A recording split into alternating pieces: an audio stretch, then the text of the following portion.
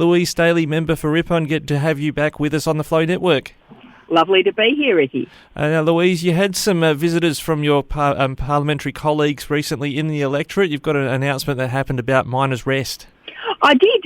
So Matthew Guy has been in the region for the last few days. He was in Ararat on Monday night, and then we were at Miners' Rest yesterday, announcing that an elected Guy government would build them some sporting facilities and community facilities, which they've been asking for, for a long time. So it was good to have him in the region, and he loves this region. He used to, before the pub closed, he and a couple of mates used to weekend at the pub at St Arnaud. Oh, right. Up on the balcony, looking out over, the one on the corner, the Botanical. Yes, I see. Has he got a few landmarks he's left there himself over the years? You'd have to ask him one day. I will have to throw that at him one day. That's good. Now, you've that sort of project in the Miners' Rest is within your electorate, of course, but your electorate's undergone a little bit of change in terms of the boundaries of the electorate. What's your reaction to what the Boundaries Commission have determined there? Well, look, I have to take what I get. It's an independent process, but I'm very sorry to be losing Donald and Charlton and Stawell from Ripon. It's been a huge honour to represent them, and they've just been great people, and I've really enjoyed being in those communities, getting to know those communities over this 8 years. So they're going into the Mildura electorate, or Stawell's going into Lowen, and instead I'm picking up areas south of Ballarat. In fact, I'm talking to you off the road at the moment. I've pulled over. Oh, very good. I've just been in Skipton, which is now probably the most southern part of Ripon, and so it goes all the way down to Skipton, and then takes in towns like Scarsdale, Smythesdale and Linton. Yeah, now the boundaries have shifted, but it seems like Ali Cupper, the independent member for Mildura, saw something writing on the wall because she set up a shingle at Birchip.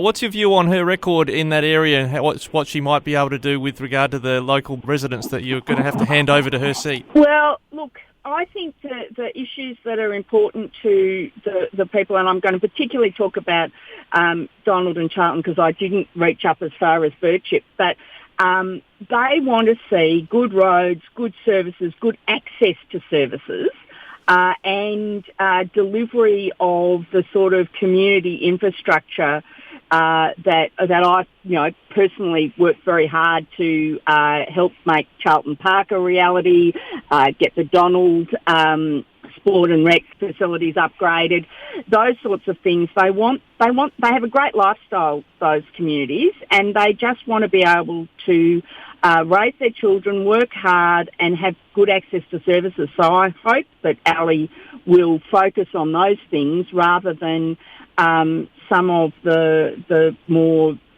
esoteric things that I think I've seen her do over her time so far.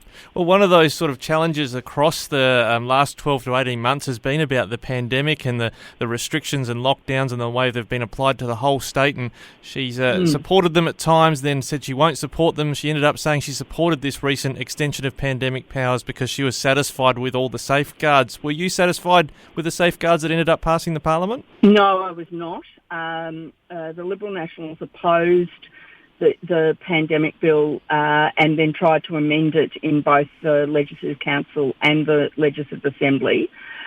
We just felt that while pandemic legislation is needed, this legislation is just such a massive overreach, and it absolutely allows for harsh lockdowns and pandemic orders that really just can't be reviewed because the government didn't accept amendments that we put forward and others, it wasn't simply the Liberal Nationals, to allow both houses of Parliament, for example, to disallow those orders. So, I was very disappointed to see Ali take the position she did because a large part of her electorate has never had a COVID case and yet got shut down and dealt with all the lockdowns and have done everything right. They've got very, very high vaccination rate, really gone out and done what's been asked of us, but I just felt she read that entirely wrongly. Now, wrong. Do you mind expanding on, you mentioned esoteric matters Ali Cupp has pursued in recent times. What's an example of those esoteric matters you're talking about? Well, I think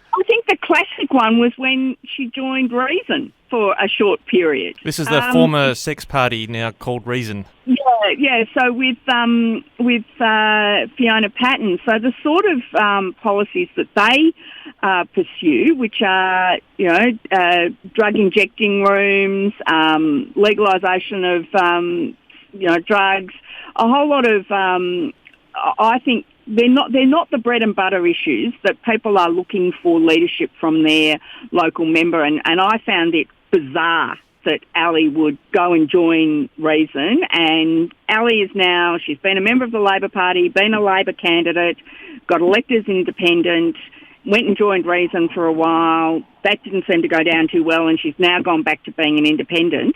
It's not clear to me, and I can't imagine it's clear to very many people what it is actually that Ali Cupp stands for.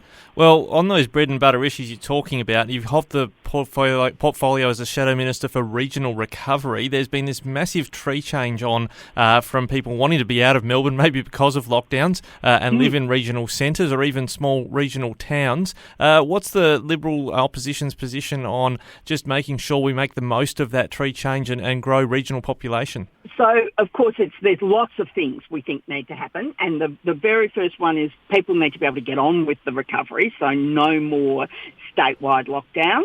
We've said we will not lock the state down again. People need to have certainty that they can book a holiday in regional Victoria, or they can arrange their event. They can do all the things that keep our get our economies going and make where we live such vibrant places to live.